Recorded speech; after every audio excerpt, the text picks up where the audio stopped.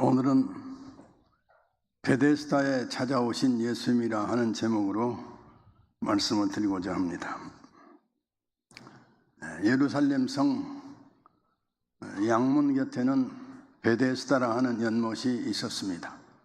이 연못에는 연못 가에는 행각 5채가 있었고, 이 행각 안에는 많은 사람들이 운집해 가지고 누워 있었습니다.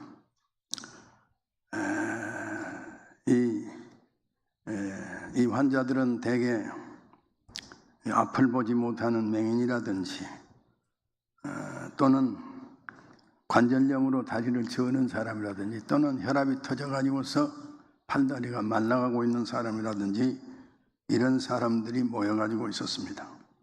그런데 이곳에는 이상한 전설이 있었습니다. 천사가 가끔 이 못에 내려와 가지고서 물을 움직이고 통하게 하는 거예요. 천사가 물을 움직이게 할 적에 누구든지 어떤 병이 더 걸려있는 사람일지라도 누구든지 맨 먼저 이 못으로 뛰어들어가면은 깨끗하게 나아버린다고 하는 그런 전설이 있었습니다. 이 전설을 듣고 각색 병자들이 모여들어 진을 치고 있습니다. 그래가지고서 언제 물이 통할 것이냐, 또 이번에는 누가 맨 먼저 못으로 뛰어들어갈 것이냐, 이런 문제를 두고 눈에 불을 켜고 기다리고 있는 거예요. 베데스다 연못은 은혜의 집 또는 자비의 집이라고 하는 뜻을 가지고 있습니다만, 이 집은 생존을 위해서 싸우는 전쟁터와 같은 곳입니다. 일단 베데스다 못에서 물이 움직이게 되면, 통하게 되면 말씀입니다. 이 누워있는 모든 사람들이 다 일어나 가지고서 앞을 다투어서 서로 간에 먼저 가기 위해서 그냥 날법석 일어나는 거예요. 그런 와중에서 상대방을 밀치든지 또는 잡아 끌든지 짓밟고 넘어가든지 어떻게 해서라도 내가 제일 먼저 가야 되겠다, 이렇게 경쟁심으로 그냥 절박한 그런 상황 속에 놓여 있었던 것입니다. 오늘 우리가 살고 있는 세상은 어떤 곳입니까? 자신의 이익을 위하여서라면은 물부룩하지를 않습니다. 극단적인 이기주의가 판을 치는 곳입니다. 무분별한 그런 한탕주의가 판을 치고 있는 그런 이런 절망적인 세상이 우리가 살고 있는 세상이라고 말하지 아니할 수가 없죠. 이 연못의 이름은 이미도 말씀드렸습니다만은 자비의 집 또는 은혜의 집이라고 하는 그런 뜻을 가지고 있습니다만, 이곳에서는 은혜고 자비고 간에 한 점도 찾아볼 수 없어요. 오로지 나 한 사람 살기 위하여서 몸부림치는 곳, 경쟁하는 곳, 그런 절망적인 상황, 그런 절박한 곳이었습니다. 근데 이 절망의 땅에 우리 예수님께서 찾아오십니다. 우리 본문 말씀을 우리 1절과 2절 다 같이 한번 읽어보겠습니다. 그 후에 유대인의 명절이 되어 예수께서 예루살렘에 올라가시니라. 예루살렘에 있는 양문 곁에 히브리 말로 베데스다라는 못이 있는데 거기에 행각 5이 있고, 예수님께서는 유대인의 명절을 당하여 가지고 예루살렘으로 올라왔습니다.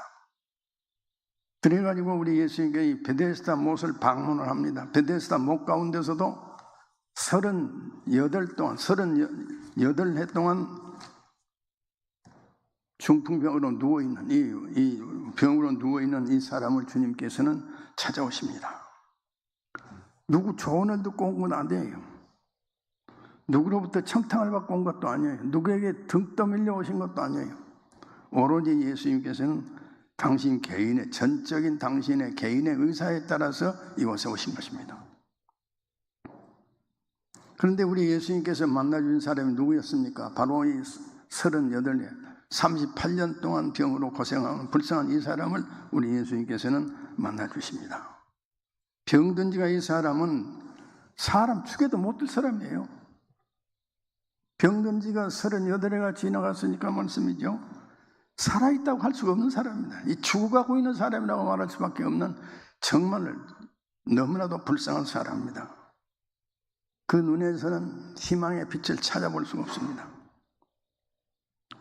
또 자기 몸을 움직이지 못하는 때가 벌써 오래이기 때문에 사는 것을 포기해버린 사람이라고 할 수 있겠죠.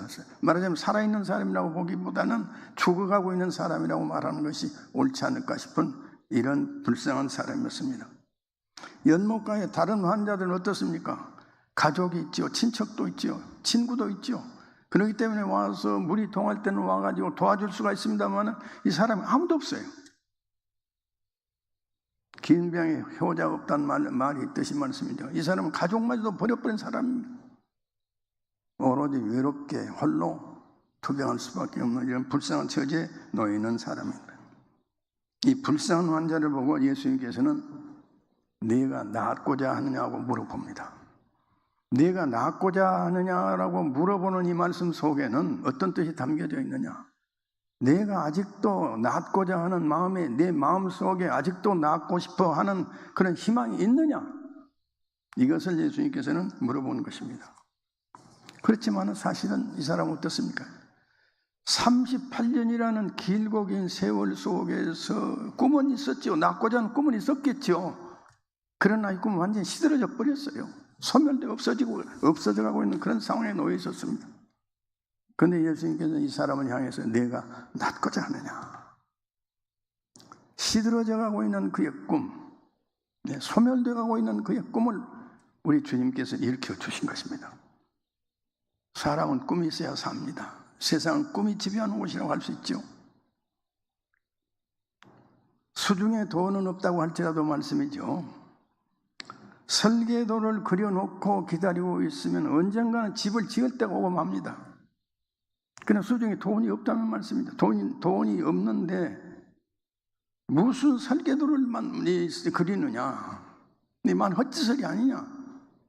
설계도는 무슨 설계도를 그릴 필요가 있겠느냐? 그러면 아예 설계도를 그리지도 않는 사람의 경우는 평생 가더라도 집 못 짓습니다. 그러면 우리 예수님께서는 이 사람을 어떻게 치유하십니까?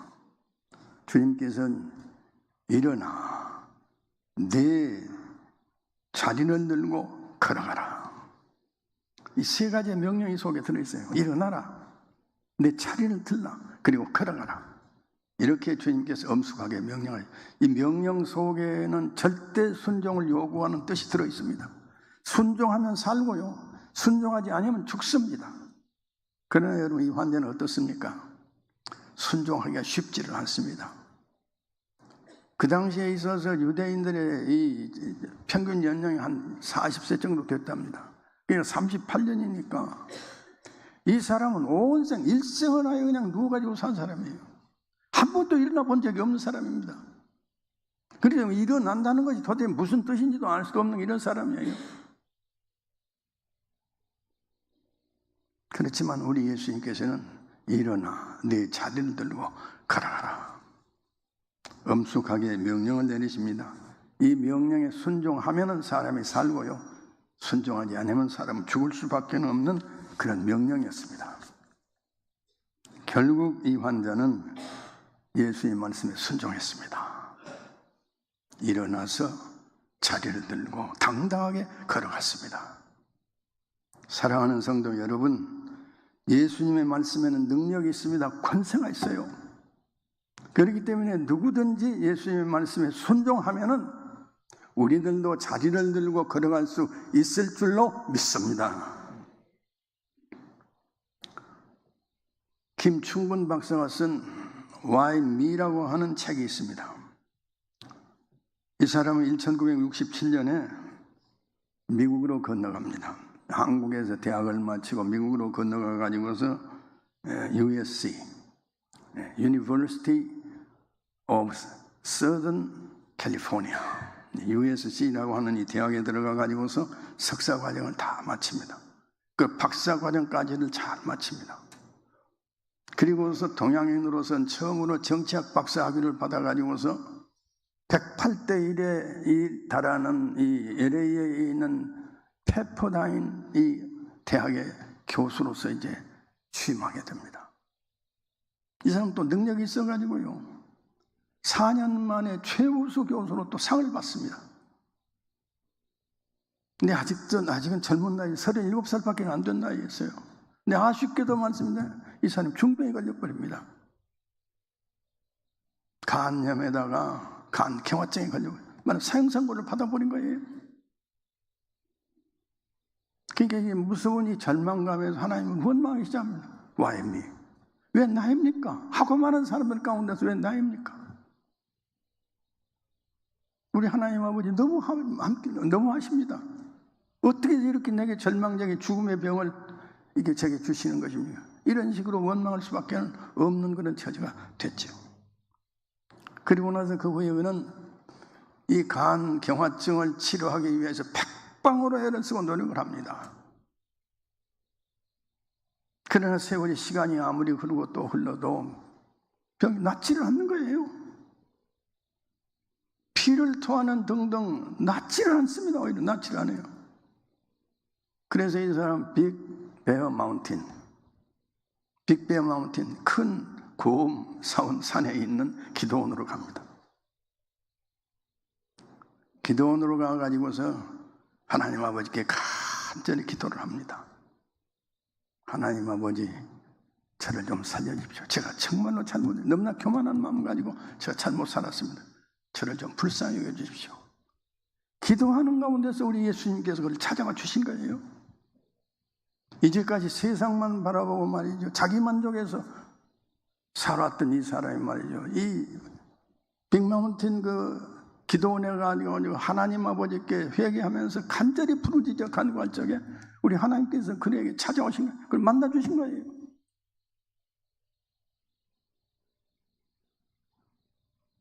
그래서 이 사람은 결국 주님의 은혜를 체험을 합니다. 그 괴로운 병마가 주님 찾아오시니까 깨끗하게 나와버렸어요. 기적적으로 나와버렸어요. 이제는 기도의 내용이 바꿔집니다. 제목은 그대로예요. 그대로 Why me예요. Why me. 그러나 내막적으로는 주여, 어떻게 이렇게 이 죄인, 죽을 10,000번 죽어 마땅한 이 죄인을 우리 하나님께서 용서해 주시고 살려주신 것입니다.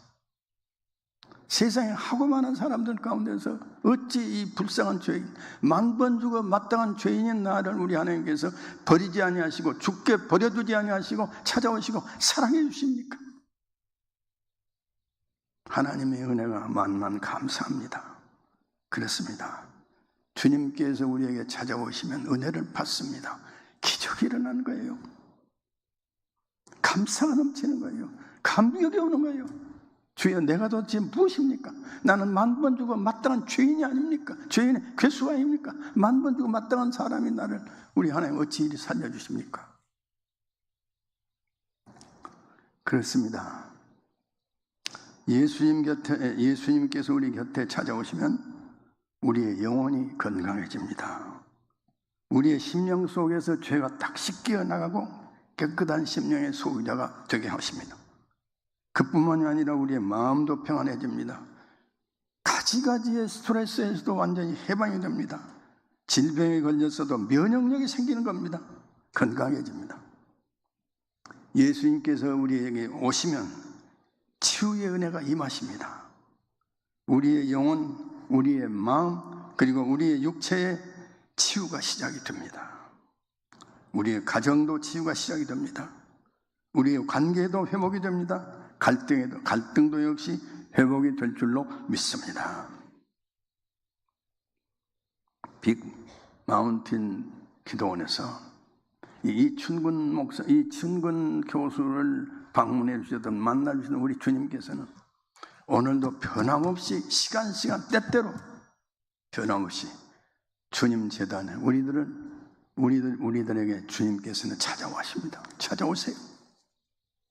그리고서 우리 주님께서는 우리들에게 명령하십니다. 내 자리를 들고 일어나 걸어라. 할렐루야, 아멘. 사랑하는 성도 여러분, 주님께서 우리에게 명하신 이 명령 속에, 내 자리 들고 걸어가는 이 말씀 속에는 내가 이제까지 살아왔던 그 부정적인 생각, 또는 원망의 생각 속에서 벗어나서 일어나라. 운명과 좌절의 시간 속에서 벗어나라. 또 영적 게으름에서 벗어나라.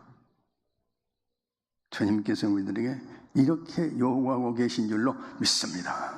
주님께서 우리에게 요구하시는 이 엄숙한 명령에 대해서 아멘으로 순종하는 나와 여러분들 되어지시기를 소원합니다. 그래서 주님 손목 굳세게 붙들고 발과 발목과 온 전신에 새 힘을 얻고 하나님 나라 건설과 확장에 더욱 힘쓰는 나와 여러분들 되어지기를 소원합니다. 축원합니다. 축복합니다. 아멘. 거룩하신 우리 하나님 아버지, 베데스다 목가에서 누워서 38년 동안 누워가 고통스러운 병살이를 하고 있었던 이 사람에게 주님께서 친히 찾아오셔서 저를 고쳐주셨던 것처럼 우리들도 아멘으로 순종하고 따르면 순종하면 기적이 일어나게 될 줄로 믿습니다. 주님의 엄숙한 명령 앞에서 순종하는 우리들 되게 하여 주시옵소서. 예수님의 거룩하신 이름으로 기도하옵나이다. 아멘.